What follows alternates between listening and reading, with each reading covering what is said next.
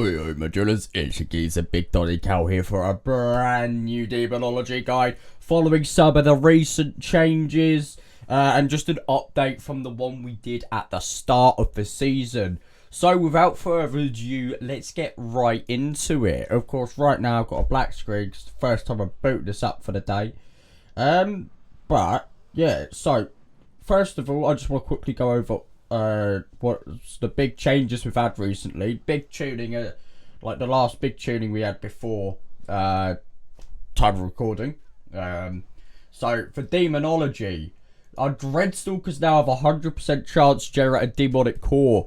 W, we've needed this.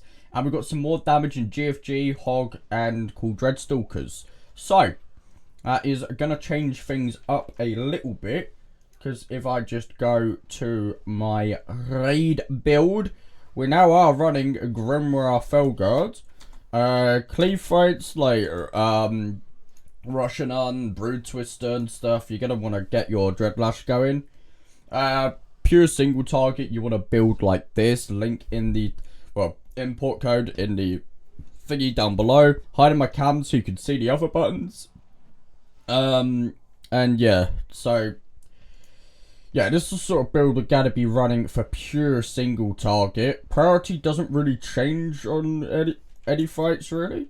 And then I'll show you what I run for Mythic Plus. But now what's different from the prior guide is we're taking Pact of the Eldra pretty much across the game now, lads. And then Grimoire Felguard for raiding and whatnot is just the play. He's just a good play. So before I get into the rotation, I'm gonna do the usual. Let's have a little bit of a gear breakdown. So good trinkets. Honestly, your best combo is gonna be Spymaster's Web and the Arakara Sackbird. Very, very strong combo. I have noticed that for raiding especially, the Aberrant Spellforge is now quite good. That we have lots more Demon Bolts. We're actually making decent use out of this. So Aberrant Spellforge, I would highly recommend. But you know, if you can get a decent item level, Spymasters and Sackbird, go for that. It's just gonna be better. Stuff like Anubicage, a bit of an honourable mention. Some people use Mercurial Egg. But yeah, no. The golden duo is Web and Sackbrood. That's what you want. Terms of the very rare items, I'd advise using them all. However, like, you know, you might you probably might want to swap out maybe one of these more tankier ones for a you know, stronger item if you want to go pure DPS, but you know, just take the survivability. Your team will love you for it. Gems, we're using the increased critical effect gem, and then we're kind of just making sure we have a like different range of colors. So yeah, go for that. Tier, get tier on everything but the head. The head, you want this piece from the raid. Best started piece in the game for you, so go for that. You want to be prioritizing haste, then crit, and then mastery. Even at AoE, mastery is still third priority. Verse you only really care about if you're pushing higher content. So maybe if you're doing like really high keys, you might want to put your verse up a bit more just so you can live higher. That's about it really.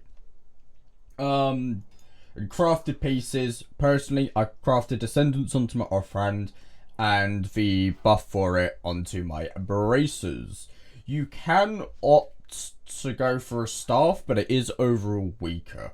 Personally I'm also running the Fate Weave Needle on Hero Track. According to Sims, the only weapon which outsims this is the weapon which drops off of Mythic Unsurrect. And even then, I need to fully upgrade it. I think it's like the 5th level of upgrades. It ends up being better in my Sims. So, yeah, consider that. Enchants. I'd recommend Radiant Power. Some people do roll with the depths. Keep checking something like Archon, because maybe there'll be a change in metal shift and we'll get more out of depths. But for now, let's roll with Radiant Power for that nice little stat boost. Alright, wonderful. I do believe that there is nothing more I have to show you on the gear front. I've shown you my talents, so let's just get into the rotation. So, basically, we're no longer precasting our vile things or anything. That should... Correction! Should be the purple one for single target. Run the purple dog for single target, and the red one for cleave, AoE, that sort of scenario. It's actually good now compared to my prior guide. So, okay, I'll wait for the demonic cores again. Gonna sacrifice 2 imps, and we're basically just gonna go straight into shadow bolting on pull. Got the bug. Gonna summon the Gloomhound first, even though it has less duration, into the GFG to follow. I should have debolted before summoning the Dreadstalkers, but whatever. Just gonna build our imps here a little bit. Pop Racial and Tyrant. Let's say it start the fight. Boom, I pop Spy Masters as well. Should also be using the Spell Forge. And yeah, pretty much, now I'm just gonna be trying to keep sending out Demon Bolts and spending shards on my high priority demons. So what is the higher priority stuff? So you want to be getting your Gloomhounds and Dreadstalkers out before you doing your Handical Dams. Then you you only really want to hold on to them when a Tyrant window is about to come up. But if you're pressing them like off cooldown, then you should be able to have them off cooldown for the next Tyrant window, meaning you can continue to press them off cooldown. You're now getting loads more demonic cores, which is really great. There's now more of a use to tracking your Dreadstalker timers, because of now having the 2 guaranteed demonic cores from your Dreadstalkers despawning. You do want to pay a bit of attention to that. And yeah, that's pretty much it. This is demo in a nutshell.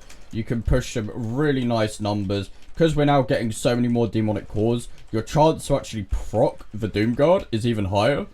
And yeah, like, look, it's even possible to overcap again. It feels great. I'm struggling to burn them all. I mean, I am also talking quite a bit. In AoE scenarios, you're gonna want to sort of spread the Doom Dot onto different enemies. Because, yeah, you know, gives you more chance of proccing Doomguards. You also want to implode before your imps run out of energy, and then you effectively work with a new stack of imps.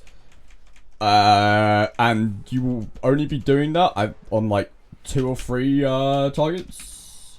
I think it's 2 and above. I'll write in the comments because I'm being unsure. Demonic Strength. Sometimes it's worth saving this for the big AoE moments in a fight, but more often than not, you wanna just use it like as your first button after the Tyrant, as that'll get you the big down. As you can see, getting a mil DPS here, and I'm not even playing particularly well right now. So yeah, that's sort of the rotation. So yeah, pretty much. Make sure you juice those Tyrants. That's the window you're going into. When this breaks combat for me, which I think it might have done already, I'm going to show you my Mythic Plus build. I'm still in combat. But yeah, just make sure you keep on top of your demonic cores now. My Grimoire Felguard's on cooldown.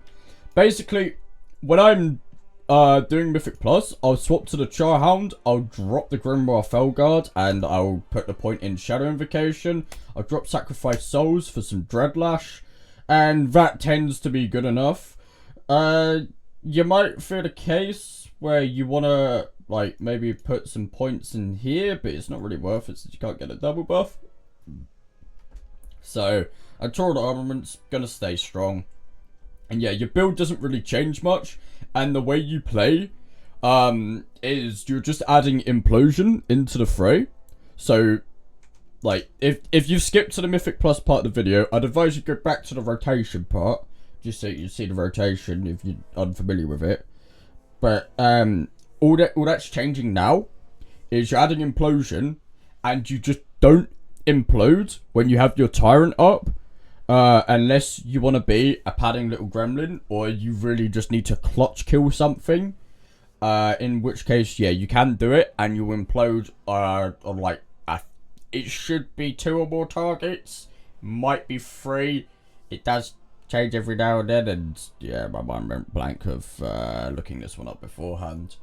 Make sure you spread your dooms as well across multiple different targets in AoE, and then with Shadow Invocation, once you've done, like, when all of that's done, a little, very small min-maxing thing is with very big target count pulls, you can handle down on low shards. And yeah, that will trigger the Bile Scourge bombers. Oh, and for those of you that do love Bile Scourge bombers, this is played on Brood Twister Mythic. So, if you want to get a bit of Bile Scourge action, then make sure to spec into that for Brood Twister Mythic. Does some decent damage, but for the rest of the game, you are pretty much playing Demonic Strength. Blizzard, please buff Bile Scourge. Demonic Strength's boring. Bile Scourge is cool. Anyway, that's yeah, fairly certain I haven't missed anything in the video, so we're gonna send it. If you have any questions, please drop it in the comments down below. Also, feel free, in the description we have the Discord of the community and my Twitch stream, so if you want to come ask me some direct questions there as well, you're more than welcome to. And you also might get some insight from some other very skilled players who like to join us in the community. Anyway, I hope this helps. Hope you guys are able to use this information to improve and do some big damage. Good luck on your seasonal journey, and I'll catch you guys in the next video. Thank you for lending me your time. Sweet.